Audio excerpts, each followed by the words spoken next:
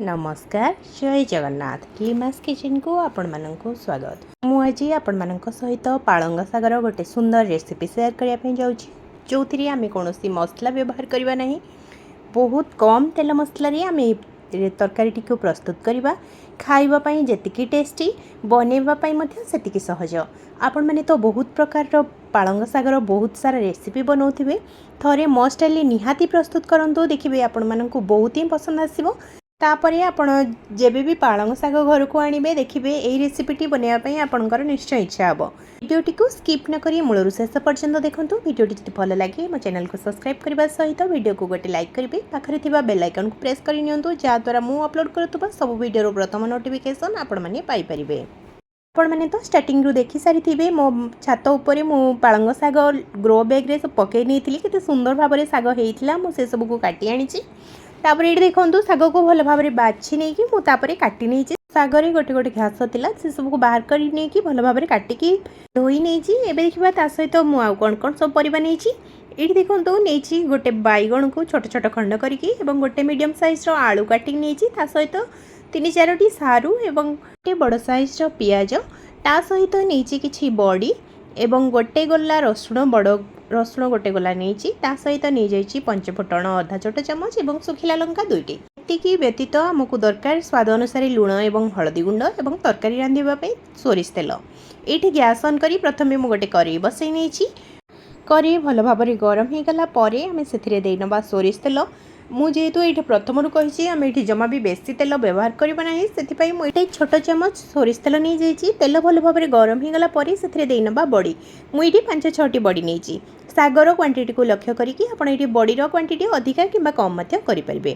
एपट सेपट करके आम भल भाव में भाजी नवा बड़ी को ये बड़ी एपट सेपट करके दुईपट साइड्रु भल भाव में भाजी नेला आम गोटे प्लेट को बाहर कर नवा। ये बड़ी मु घरे प्रस्तुत करी। जदि बड़ी तैयारी करिवार प्रणाली आपण माननकु दरकार ताहले आपण माने कमेंट बॉक्स रे मते कमेंट कले मु बड़ी तैयारी करिवार संपूर्ण वीडियो आपण माननक सहित निश्चय शेयर करिवे। एठी देखंतु बड़ी भल भाव में भाजी गला परे मु ताको बाहर करी नेछि। एबे जो तेल मोर करेई रे अल्प टिके थिला मु सेइथिरे देई नेछि सारू एवं आलू को। एबे हमें आलू एवं सारू को टिके भल भाव में भाजी नबा। एठी हमें जदि परिबा को भल भाव में भाजी नबा ताहले तरकारी टेस्ट बहुत ही बढ़िया लगे। तापर ये स्वाद अनुसार देने लुण आपण शाग और परिवा को लक्ष्य करके लुण ये देने। एवं देखूँ तापर आम कि समय एपट सेपट करके भल भाव में भाजी नेला आलू और सारू को एवं से देना बैगण बैगण देलापर आप गैस फ्लेम को हाई रे रखिथे ना बैगण कांसीजा हो जाए।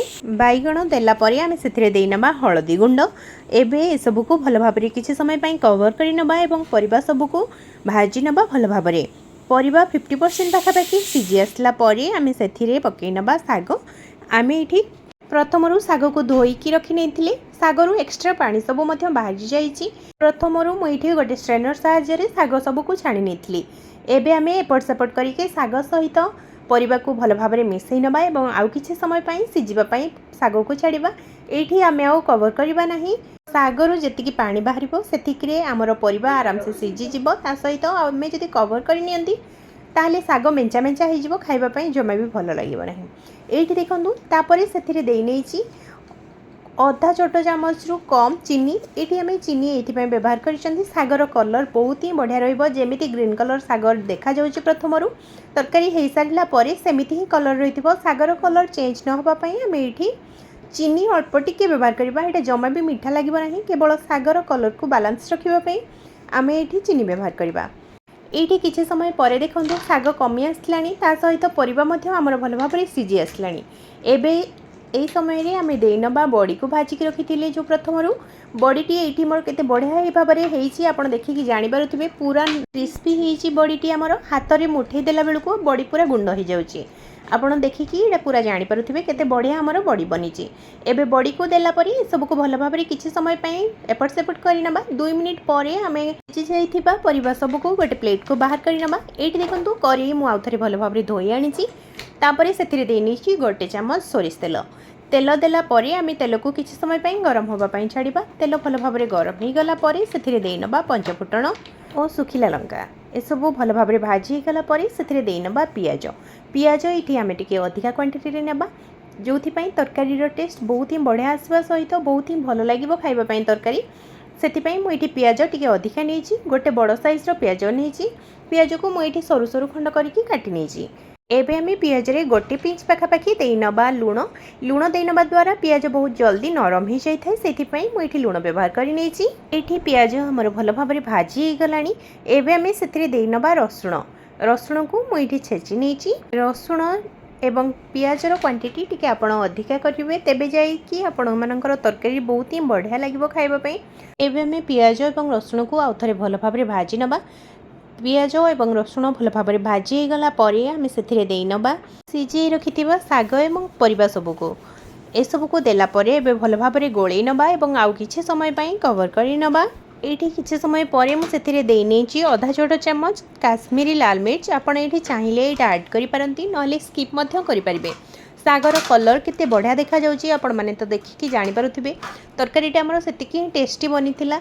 बहुत ही बढ़िया लगिला खाइबापी आपण माने निश्चय थरे ट्राए करके देखंतु बिना सार रे जेहेतु सागटी हमर हेइथिला सेतिपई खाइबापी बहुत ही टेस्टी लागुथिला आपण माने निश्चय थरे ट्राए करके देखंतु ए रेसिपीटी आपण माननकु निश्चय पसंद आसीबो छोट पिला माने मध्ये खुशी रे खाइबे बहुत कम तेल मसला सहित बहुत कम समय रे प्रस्तुत हो जिवो एवं सबुदिन आपण जदि एभली बनेकी खाउचंदी ताहाले मध्ये एटा बहुत ही हेल्दी रहिबो एभली भाव में निश्चय आपण माने प्रस्तुत करंतु वीडियोटी जदि आपण माननकु भलो लागुथाय ताहाले मो चैनल को निश्चय सब्सक्राइब करिवे आपण मानकर गोटे सब्सक्राइब मते आगो को बढ़िबारे सहाय्य करिवो एठी हमर तरकारी पूरा प्रस्तुत हो जाइए आपण एभली भाव में प्रस्तुत करंतु एवं भात रुटी किंबा पखाळ सहित सबुथिरे सर्व करि परिबे देखा पुणी गोटे नुआ वीडियो एवं नुआ रेसिपी सहित सेतेबेले जाए विदाय दियंतु रहिली जय जगन्नाथ।